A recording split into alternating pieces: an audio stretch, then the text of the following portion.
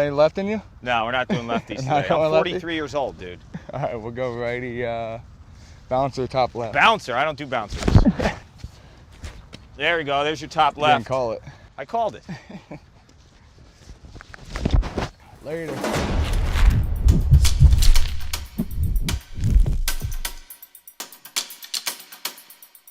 Finish the play! Finish the play! We're kicking off this season at Loyola for a reason. One reason. It's Pat Spencer. One more, one more, one more.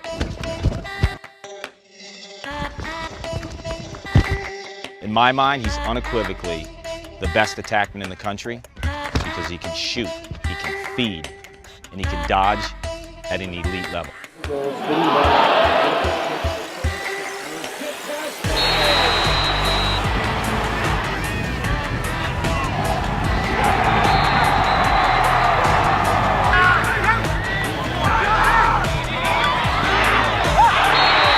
This program's only won one national title in 2012. If you had the guy to start a program around and to build the championship season around, it's Spencer. Sticks and leads! Sticks and leads! Come on, tight, tight, stay tight! When you watch this team practice, you see the tempo, but more importantly, you see the improvising and players' instincts kind of taking over. And when I watch Pat Spencer, he makes every single player on the field better because of his decision making. Dude, you're a sniper. Pressure's on. Cherry on top.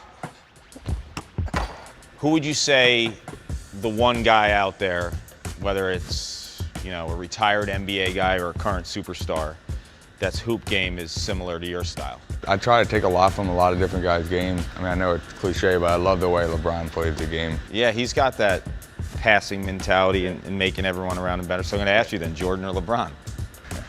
Come on, man. You opened it up for me. I love Jordan's mentality. All right. So it's Jordan. I would say Jordan.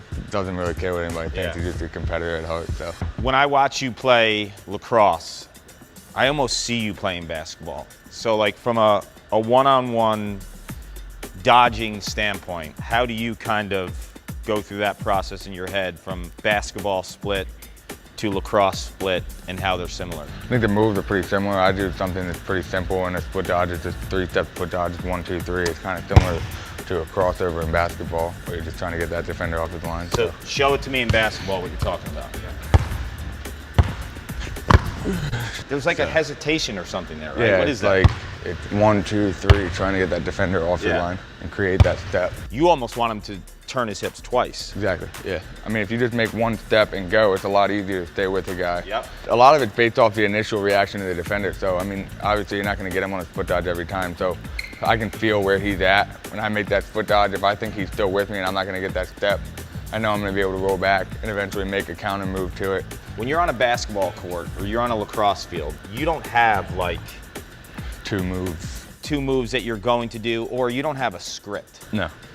You're kind of just feeling things off of what the defenders are doing. You're working off your instincts. How he reacts or how he lines up. Yep. And then you just kind of take those angles and play them to your advantage. I'm dropping like a Steph Curry 3. Feel it. Oh.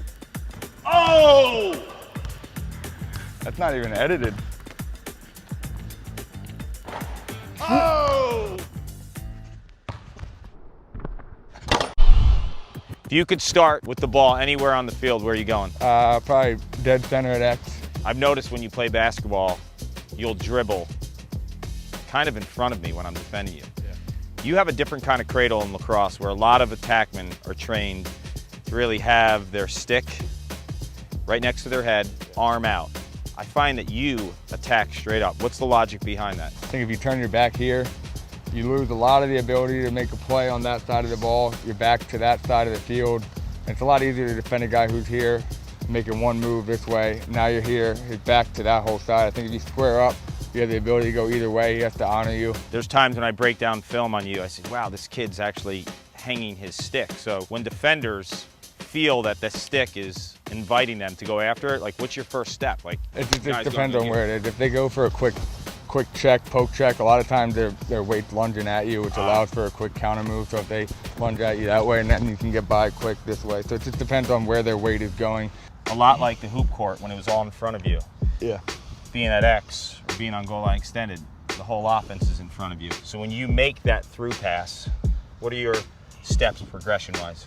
I think the one thing is making sure you're not throwing off your back foot. I see a lot of guys try to make that pass and they see the look is there, but the defender's in their glove. They think they can just throw it off their back foot.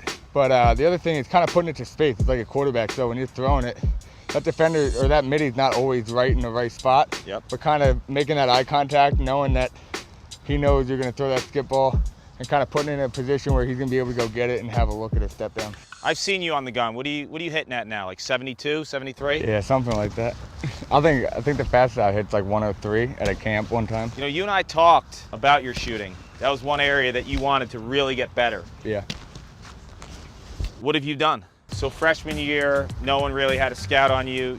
You were able to kind of flat come plane off shoot. here, flat line it, and just end up Yep. shooting it over the top. Now it's about finding the space and changing your plane. Exactly. So when I get to here and I'm in a position where they're not sliding, but I can't get this shot off right away, but I have him on my hip still, kind of creating that little extra separation, stepping away, and then finding that far pipe.